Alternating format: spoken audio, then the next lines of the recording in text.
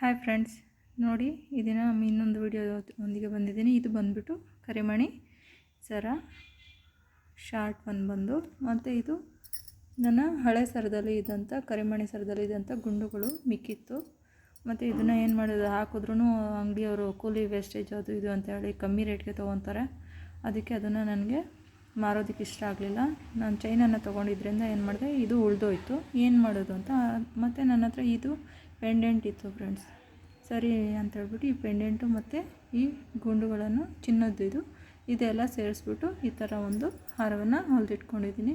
ಇದು ಡೈಲಿ ವೇರ್ಗೆ ತುಂಬಾ ಚೆನ್ನಾಗಿರುತ್ತೆ ಫ್ರೆಂಡ್ಸ್.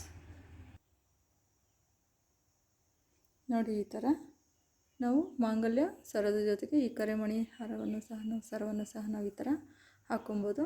ಫಂಕ್ಷನ್ಸ್ಗೂ ಹಾಕ್ಕೊಂಡು ಹೋಗ್ಬೋದು. ಶಾರ್ಟ್ ಆಗಿರುತ್ತೆ ಮತ್ತು ಡೈಲಿ ವೇರ್ಗೂ ತುಂಬಾ ಚೆನ್ನಾಗಿರುತ್ತೆ ಫ್ರೆಂಡ್ಸ್. ನೋಡಿ, ನಿಮಗೆ ಈ ವಿಡಿಯೋ ಇಷ್ಟ ಆದರೆ ಪ್ಲೀಸ್ ನನ್ನ ಚಾನಲ್ನ ಲೈಕ್ ಮಾಡಿ, ಶೇರ್ ಮಾಡಿ ಹಾಗೂ ಸಬ್ಸ್ಕ್ರೈಬ್ ಮಾಡ್ಕೊಳ್ಳಿ. Thank you friends.